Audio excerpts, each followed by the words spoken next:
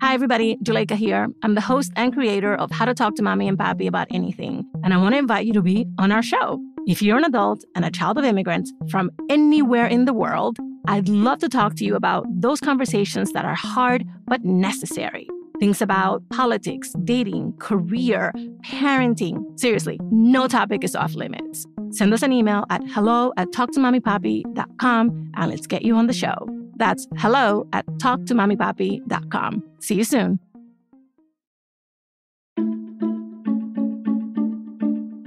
Hi, everybody. Today, we're really happy to welcome Sandra. Sandra's father passed away earlier this year. She was one of his main caregivers. And the whole experience was so hard for her, emotionally and physically. And even though they'd been really close her entire life, expressing everything she wanted to say to him before he passed was so difficult. Let's get into it. My name is Sandra Almeida. I'm 33 years old, born and raised in Miami, Florida. I'm a teacher. I'm the daughter of two immigrant parents. My mom's from El Salvador. My dad was from Cuba. And growing up, I called my parents Mamí y Papí. We grew up in a very humble home. I was extremely close to my father. He was an extremely involved parent, president of the PTA, the president of ESAC at my elementary school. He was an extremely independent, lively, hungry for life person. My dad was a lot older, 86 years old, driving himself to doctor's appointments, going to get cafecito at the little Ventanita with his friends. He passed away in February. I really struggled and continue to struggle with how to care for myself in the middle of the pain and in the middle of the caretaking. At some point, he started getting random nosebleeds. He had also lost a significant amount of weight. So my dad went to go get blood work. The doctor called him the next day and said, call one of your daughters and have them take you to the emergency room now. My dad was such a brilliant man. He was in the ICU at that point. My dad says, do I have leukemia? He guessed exactly what he had. I wanted to run and scream out of the hospital room, but as a first-generation child, you know that you have to step up for your parents and you have to be there for them in that moment. If he would have known that he literally had months at best, he would have gone in a bad depression. He even warned us about that. He told us, like, I'm scared I'm going to get depressed. For perspective, it's my mom, myself, and my two sisters. We wanted to honor him and be honest that this was bad and that it was a battle. But we also wanted him to have hope. And that's why we never told him the time frame. He decided to get treatment. The doctors were very explicit in that this would only buy us months at best. Nothing else mattered except work and caretaking of my dad. Your dad wants water. Your dad wants a little massage because his feet hurt, because a lot of leukemia is like aches and pains. We became like nurses. I would walk away from my dad in the hallway and like cry it out for a second and then come back and pretend like I wasn't just crying. It's a lot to watch somebody wither away like that. When you know that your dad is dying, you feel this pressure. Like in still moments, you feel like, I can't just be still. I can't just be not talking to my dad. I don't know how many conversations I have left with him. I should be asking him questions. I should be asking him about his past. I should be asking him about his regrets. I should be asking him about his pride. I should be asking him, his wishes, what he's achieved. I should be having these life-changing conversations with him because I don't know how many I have left. But you're balancing being in such pain that sometimes you do want to just be still. You're in this uncomfortable space of not knowing which way to go. Because in that time, it's all about your parent, like what you need essentially doesn't matter. We've always been a family that's very open to express emotions. But I have to say, during this time, there were topics that I wanted to touch with my dad that I felt I wasn't going to be able to keep it together. And I did not want to be crying in front of him. So I would just not touch the topic. The thing I most regret not telling my dad, and hopefully he hears it now. I asked him, what's your biggest regret in life? And he told me, my biggest regret in life is that my parents died when I was so young. He was in his 20s. And I wasn't able to give them everything that they deserved. I wish in that moment I would have said, but Dad, you gave us everything. But because it felt very final, you gave us everything. And so I couldn't say it because I wanted to keep it together for him. But I wish I would have said it. I'm Elian Sadiga from LBIN, the Latino Business Action Network. And I'm Juleyka Lantigua, Elban alum and founder of LWC Studios. We invite you to join us on Scale, the Latino Business Story, the first podcast from LBIN. On Scale, we speak with Latino business leaders who've grown their companies well beyond $1 million in annual revenue to 10, 100, $1 billion. And they come ready to tell us how they did it. We actually started with one employee, which was me. They reflect and get real about the game-changing business lessons along the way. Integrity is built over time, and your reputation is valuable, so I've never lost sight of that. Follow and subscribe to Scale, the Latino Business Story, anywhere you get your podcasts, and connect with Elban on social at Elban Strong.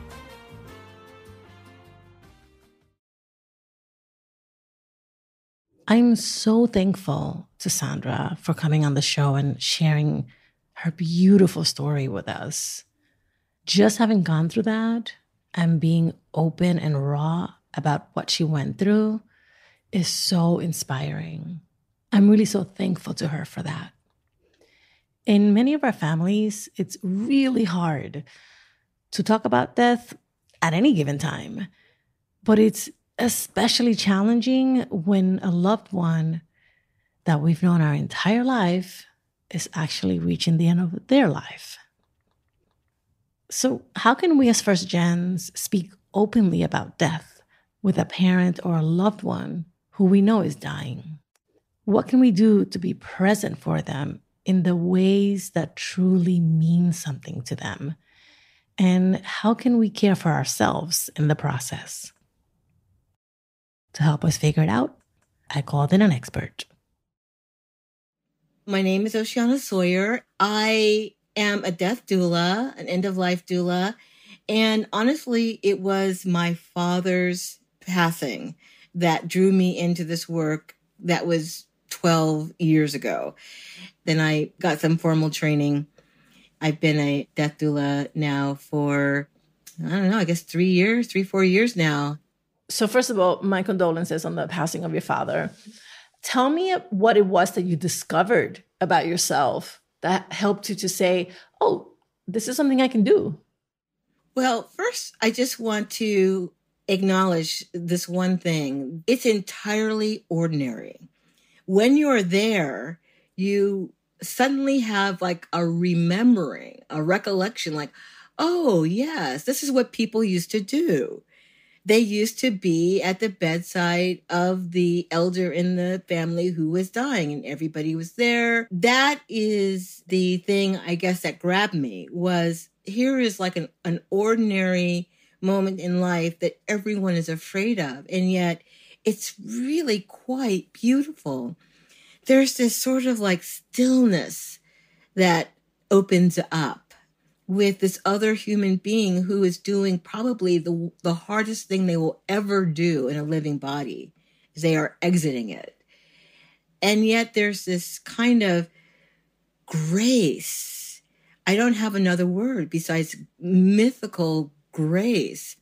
There is definitely a presence. And it's funny because when I experienced it with my father, I was like, no, this can't be happening. And I'm as woo-woo as it gets, let me tell you. Even I was like, no, this isn't happening. And I just said hello to the ancestors. Oh, hello. They're like, yes, thank you for acknowledging us. And we're not really here for you. You can watch, but please don't get in the way. We are here for him. I'm sure you had a lot of responses to Sandra's story. Like, I wanted to wrap her up in my arms because the role of the family caregiver is probably the hardest role there is. You know, everybody has this experience, no matter how good the death was. And it could be this glorious, love-filled experience. And afterwards, people have regrets. What I said to myself, and I'm saying to Sandra, is it's okay. You are going to have regrets. That's normal. And you did as good as you could do, as well as you could do in the moment. And you can't look back, hindsight, and go, oh man, I should have done this. Because hindsight is, you know, crystal clear. So it's not fair to judge yourself. The piece I want to get to in this particular story, in Sandra's story, was I just thought it was so fascinating that she talked about how emotions were freely expressed in the family throughout life. And then in the end, they chose to do this other thing. By the way, that is also not unusual. People think, oh, they're dying. I should have it be as stressless as possible. I don't want to upset them. I don't want to say the wrong thing. And people end up not saying the things because they don't want to say the wrong thing. But there's almost no way to say the wrong thing. In fact, when you actually confront the dying, the end, it's scary. I understand it. Nobody wants to talk about the finality of death. But there's actually a release that can happen in confronting it with the person. Because here's the truth. Most people, they already know they're dying. In themselves, in their body. Exactly.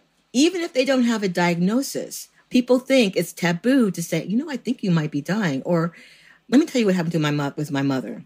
My mother died of stage 4 cancer. She would say things to me like, do you know where the money is? Or do you think Philip is going to be okay and my brother? You know, these future things. She wanted to make sure we're taken care of. Future casting. Exactly. And I would say to her, oh, Mom, you're fine. I would brush it off. But then it kicked in. My doula spidey senses, right, kicked in. And so the next time she said it, I just said to her, okay, I get it. You're dying. How do you want it to go? Wow. She did the sound. She said, And you know, when your Black mama says to you, it's an acknowledgement. You've hit it. You exactly nailed it. And then she changed the subject. But that moment of pause and the was recognition. Everything changed from there. She was so grateful because what we did from there was we said all the things. We did all the things. And when she got the diagnosis, she was gone within 7 days. Oh, my goodness. But we had done 3 months of saying goodbye. Now, it's not like my mom and I talked about her dying and what she wanted, but we did have a few conversations about, do you want to be buried? Do you want to be cremated? So she gave some short answers. She didn't want to spend a lot of time on it, but it's okay. It was enough. And that's the other thing. If you're going to lean into that acknowledgement with somebody, like, yeah, this is it, then you have to be prepared to go at their pace.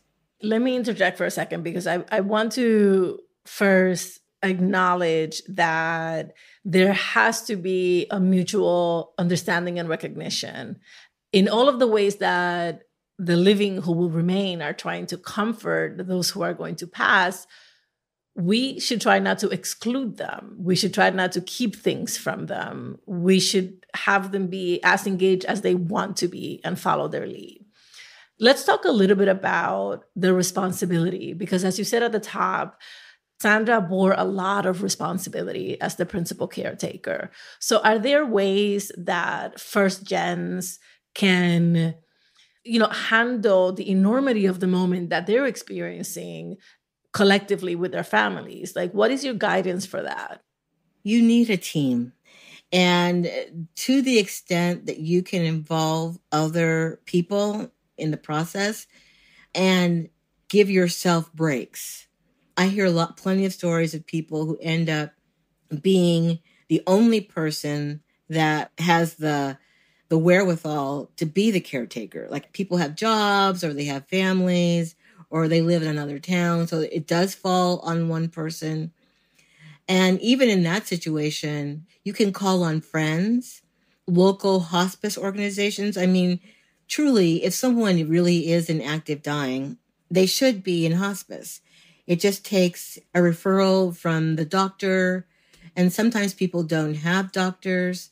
They're being treated through basically through the emergency room. I hear the story a lot. Yeah. But what you do in that situation is, like if you're in the hospital and they're getting ready to discharge the person, you can ask, is there a social worker? Every hospital has a social worker. Or can I get a social worker assigned to this case? Because when this person goes home, there's not going to be adequate care for this person. Are there other resources? So let me ask you a really practical question, which is that a lot of Black and brown people are uninsured. Does it matter whether there is insurance or not in this conversation about getting the adequate care? Well, yes. The short answer is yes.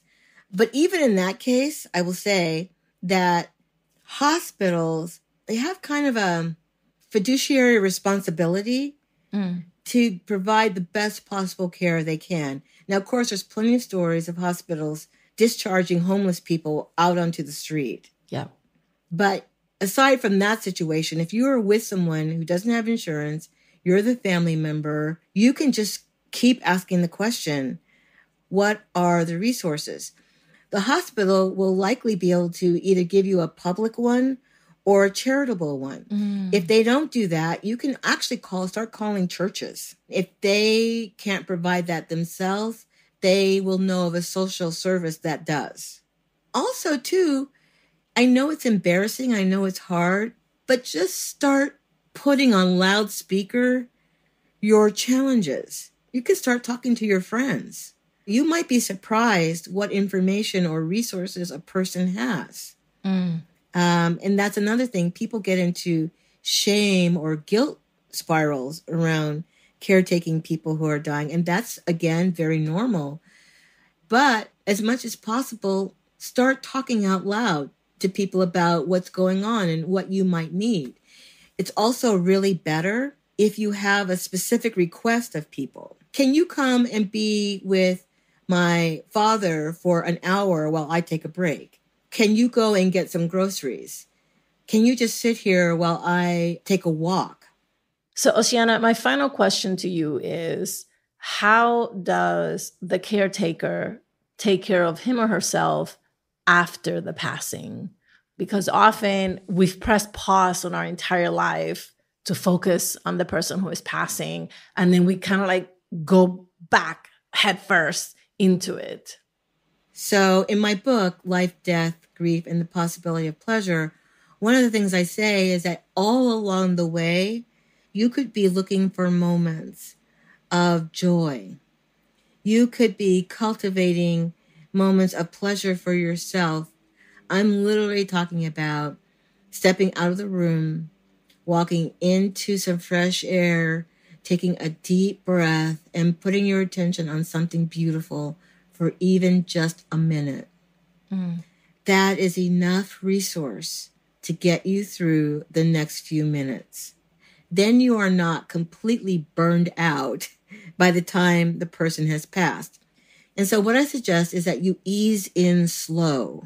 Cut yourself some slack. Give yourself some grace. There's no going back to how your life was before. Your life is already different. So now what there is to do is to gently look for ways to create a new life for yourself. Go slow. Take breaks when you can. Treat yourself really, really well, just like you would your friend who lost their parent. You know, you would bring them flowers, you would cook them food, you would just hang out with them. And this is another opportunity, by the way, to give a specific ask. I hear this all the time, too. My friends act like nothing even happened. You know, nobody's calling me, nobody's coming by. I have no support. Well, that's because people are afraid of doing what you were afraid of doing, saying the wrong thing. We're so death phobic in this culture. We have no idea what to do around death, so we freeze. Right. So here's the thing you can do. You could give people specific tasks to do for you. And just know it's going to take a long time, far longer than you think. And that's okay. That's normal. Oh, Oceana, you are the perfect person to have this conversation with. I'm so thankful for you. Really, thank you so much. This is a delight. Thank you. Okay, here's what we learned from Oceana. Know that it is normal. Your reactions, feelings, and concerns when a loved one is dying can feel confusing, problematic, even shameful. All of it is entirely normal. Take comfort in that and do not beat yourself up about how you're feeling. Acknowledge the end. Openly confronting the finality of death with someone who is dying can pave the way for emotional release, acceptance, even peace. Just be mindful to follow their lead. And remember, make specific requests for support. Turn to your network, family, friends, colleagues. Speak openly, clearly, and concretely about what's going on and ask for support.